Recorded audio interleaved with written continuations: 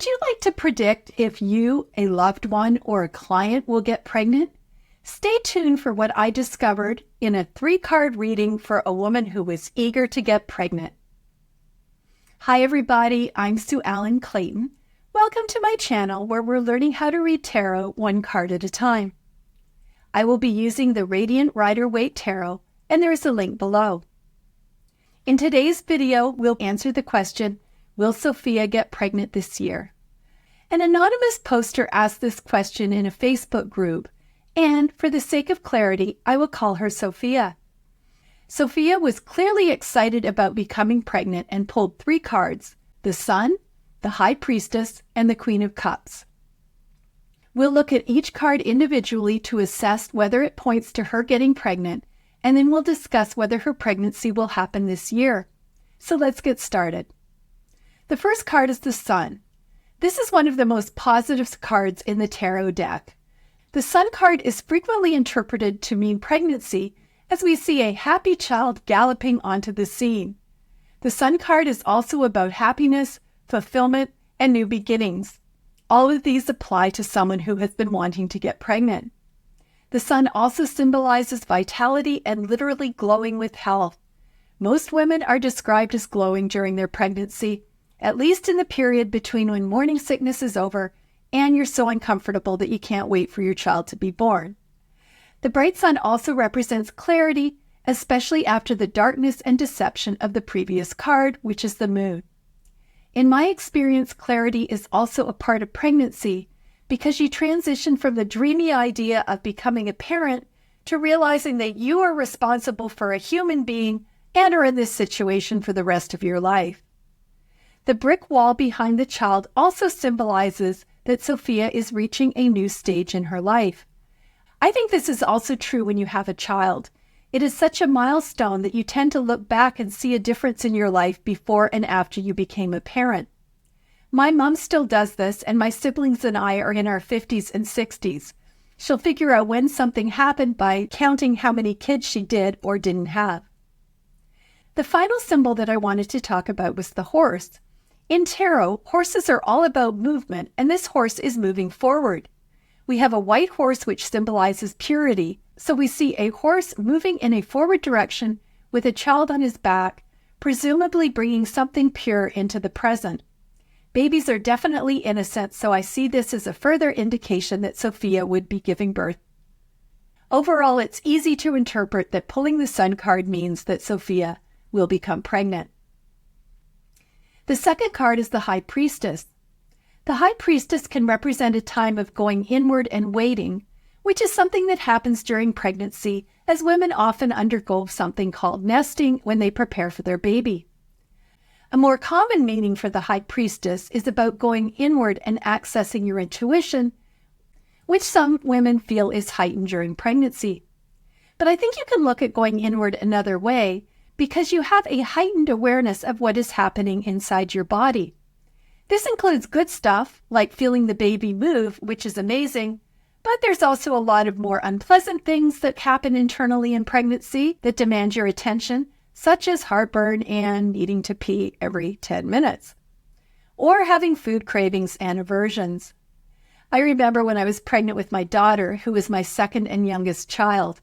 I was cooking hamburger at the stove and my husband was outside with my son. The smell of the hamburger made me so sick that I went outside and said to him, and not in a nice way, "I hope in your next life you come back as a woman and God makes you cook hamburger while you're pregnant." So the High Priestess is about internal awareness, and that is heightened when you have a child. The pomegranates pictured on the veil are also symbols of fertility.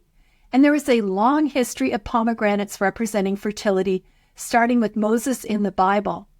Pomegranates were presented to Moses to demonstrate the fertility of the Promised Land, and pomegranates are traditionally consumed on the Jewish New Year because they symbolize fruitfulness. Pomegranates are symbols of fertility in Greece, where they are a housewarming gift to symbolize fertility and good luck. And pomegranates are also used in Armenia, where it was customary to put fruits, including pomegranates, next to the bridal couple to protect their fertility. In summary, the High Priestess card symbolizes fertility and bodes well for Sophia getting pregnant. The final card is the Queen of Cups. Queens are the mothers of the deck, and the Queen of Cups is the most loving and emotional of all the queens.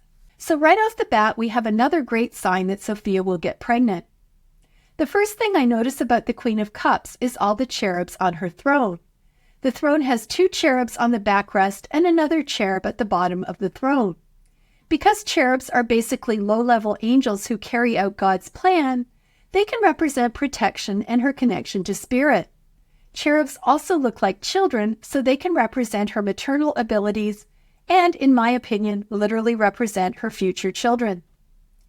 On her crown, we see 3 small loops, which is the number of creation. The crown has 2 sets of 9 circles, which represent the 9 months of pregnancy, so it links to creativity, maternity, and motherhood. There is another indication of motherhood at the top of the chalice. Beneath the cross, we see what we believe to be fish eggs, which represent birth and new beginnings. So the Queen of Cups is another excellent indication that Sophia will become pregnant. So that leads us to the second part of the question, will Sophia become pregnant this year? I really hate discussing timing around tarot cards for several reasons. First of all, even if I could predict an exact date, such as Sophia will become pregnant on January 12th, we all have free will. What happens if Sophia has a big fight with her husband on New Year's Eve, and not only are they not talking on January 12th, they are definitely not having sex? There are also many things that could happen that are beyond our control. So maybe there's some kind of toxic mold situation in Sophia's apartment, and her doctor recommends not getting pregnant because the exposure could hurt the baby. Or Sophia's husband gets sent out of town on an unplanned business trip in January, so that unless she chooses a different partner, there's really no chance of her getting pregnant. There are so many factors that go into choosing a date that it is really tough for tarot to predict. But even if everything is going according to plan, I have found that the supposed rules around timing are different depending on who you ask. There is one school of thought that each element represents a season. For example, cups represent summer, swords represent fall, pentacles represent winter, and wands represent spring. Using this system, because the queen is a cup, that would mean that Sophia would get pregnant in the summer. But it depends which source you use, because I have seen a lot of contradictory information, and I've seen each element attributed to a completely different season. Each major arcana card is also related to a specific astrological sign, so we can use the signs related to the sun and the high priestess to predict when she's going to get pregnant. The sun card is related to Leo, which is July 23rd to August 22nd, and the high priestess is related to Cancer, which is June 21st to July 22nd. Since these cards are adjacent, we can guess that Sophia will be pregnant at some point between June 21st and August 22nd. But I'm not sure how you'd interpret this if you drew the star card, which is Aquarius, so the date would be January 20th to February 18th, so your pregnancy dates would be 6 months apart, and that just doesn't make any sense.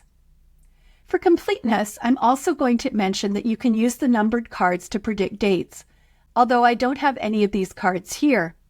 In this case, wands means days, swords means weeks, cups means months, and pentacles means years. So if you pull the 6 of swords, and you know that swords means weeks, Sophia would be pregnant in 6 weeks. From what I can tell, predicting dates using tarot is not that accurate. So let's summarize. The sun card is frequently interpreted to mean pregnancy, as we see a happy child galloping on the scene. The brick wall behind the child can also symbolize that you are reaching a new stage in your life.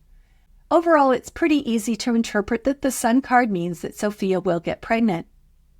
The second card is the high priestess, which can represent a time of going inward and waiting, which is something that happens during pregnancy. We also see pomegranates, which symbolize fertility and bodes well for Sophia getting pregnant. The final card is the Queen of Cups. She is a mother figure and the most loving of all the queens. We also see cherubs on her throne to represent her maternal abilities and future children.